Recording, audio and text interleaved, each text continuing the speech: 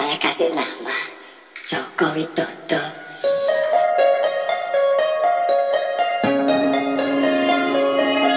Assalamualaikum warahmatullahi wabarakatuh.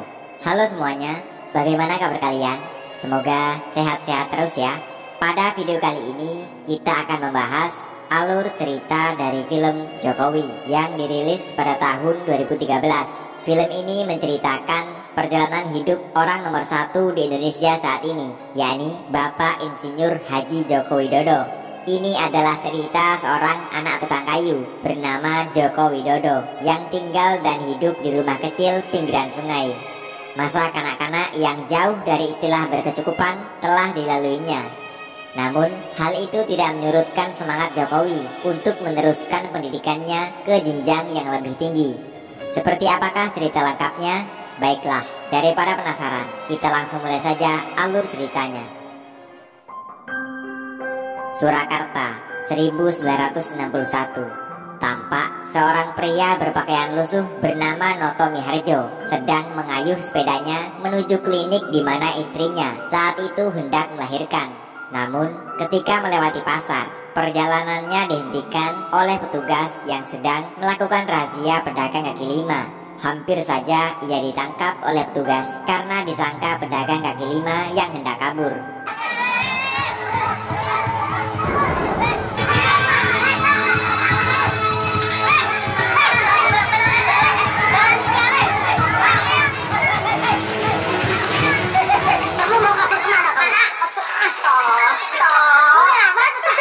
Beruntung salah satu petugas bernama Sapari kenal dengan Pak Noto, sehingga ia pun diizinkan untuk pergi. Dengan tergopoh-gopoh, akhirnya Pak Noto sampai di klinik. Ia kemudian masuk menjumpai istrinya, Sujiatmi, yang saat itu telah melahirkan dengan selamat. Pak Noto sangat bahagia melihat bayi yang dilahirkan adalah laki-laki. Ia kemudian memberi nama putranya dengan nama Joko Widodo. Malam harinya, ayah Sujiatmi yang bernama Wirorejo datang ke rumah untuk melihat cucu pertamanya. Tampak ia sangat bahagia melihat kelahiran cucunya itu. Saking bahagianya, piring mahal simpanan istrinya pun ia berikan kepada sang cucu. Pak Noto kemudian pulang dengan membawa piring-piring itu dan menunjukkannya kepada sang istri. Menyadari bahwa piring mahal itu adalah simpanan ibunya, Sujiatmi menyarankan kepada suaminya agar menyimpan saja piring-piring tersebut. Pak Noto pun menyetujuinya.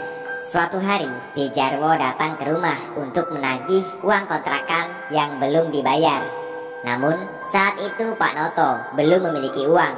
Padahal, tempo lalu ia telah berjanji akan membayarnya pada hari itu. Sehingga hal ini membuat Dejarwo merasa kesal dan marah. Sujiatmi berusaha meredam kemarahan Dejarwo dengan berjanji akan membayarnya pada siang nanti. Sujiatmi kemudian menyuruh suaminya untuk menjual piring pemberian sang ayah. Uangnya akan mereka gunakan untuk membayar uang kontrakan. Namun sayang, sepeda yang ditumpangi Pak Noto jatuh dan membuat piring-piring itu pecah. Pak Noto tak kehabisan akal. Ia kemudian mendatangi sebuah toko yang menjual barang-barang antik. Satu-satunya jam tangan warisan dari sang ayah rencananya akan ia gadai di toko itu. Setelah melakukan tawar-menawar, akhirnya jam tangan tersebut dibeli seharga Rp1.650. Jumlah tersebut tentu masih kurang bila digunakan untuk melunasi biaya kontrakan. Karena yang ia butuhkan kurang lebih Rp5.000. Namun ia tidak punya pilihan lain. Uang tersebut kemudian segera ia bayarkan kepada Dejarwo. Sementara kekurangannya akan segera ia lunasi. Sayangnya Dejarwo menolak. Rumah kontrakan itu justru akan ia berikan kepada orang lain. Sehingga Pak Noto bersama istri dan anaknya terpaksa angkat kaki dari rumah tersebut. Di tengah perjalanan, mereka kehujanan dan kemudian berteduh di sebuah warung soto.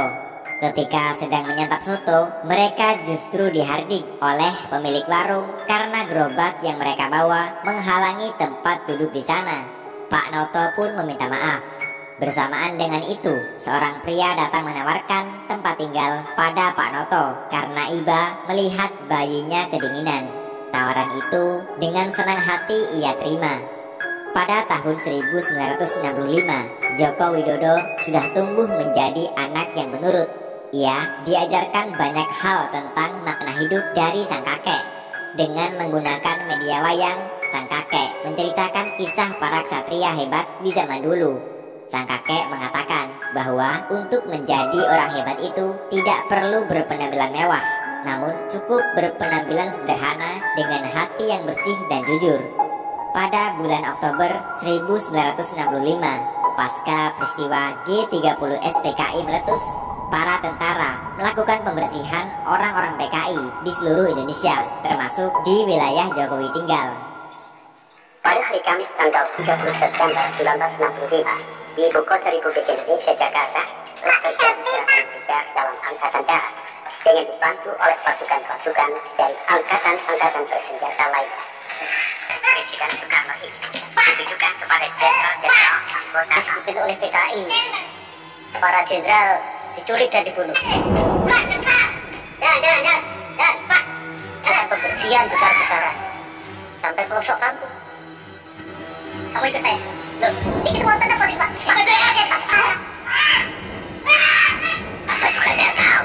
Jokowi dan ayahnya yang tidak tahu apa-apa hanya bisa terdiam melihat orang-orang di sekitarnya satu persatu ditangkap dan diinterogasi oleh tentara.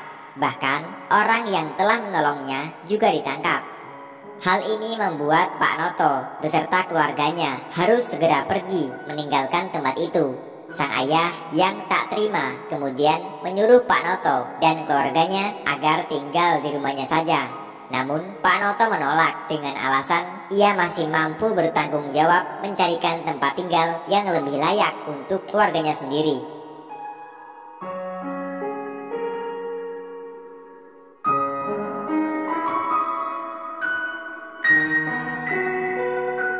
Di bantaran Sungai Kalianyar, akhirnya Pak Noto bersama istri dan anaknya menemukan tempat tinggal yang layak.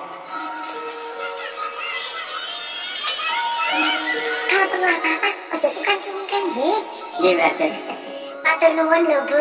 Joko jadi punya teman di sini. Iya. Pada tahun 1973, Jokowi tumbuh menjadi anak yang cerdas dan soleh. Tak hanya itu, kejujuran yang diajarkan oleh sang ayah juga melekat kuat di dalam pribadi seorang Joko Widodo. Suatu hari, di sebuah TPA, Jokowi tanpa sengaja melihat aksi teman-temannya yang membolos. Teman-temannya itu memberi isyarat agar Jokowi diam dan tak melaporkannya kepada Pak Ustadz. Ketika dalam perjalanan pulang, Jokowi dihadang oleh 3 bocah yang tadi membolos. Si bocah gendut lalu memberikan uang kepada Jokowi dan memintanya agar tidak mengadukan aksi bolosnya kepada Pak Ustadz. Namun Jokowi menolak uang tersebut karena ia diajarkan oleh ayahnya agar jangan pernah menerima uang suap dari siapapun.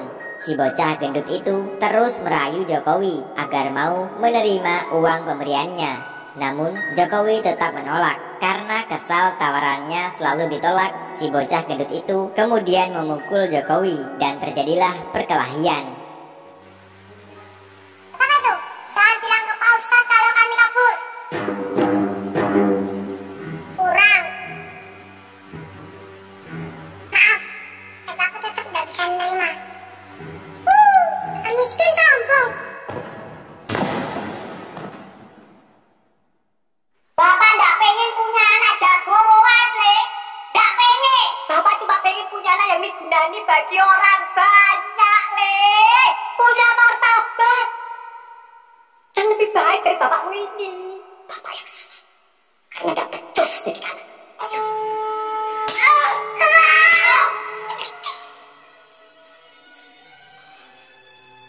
Mengetahui anaknya berkelahi, sang ayah sangat kecewa pada Jokowi.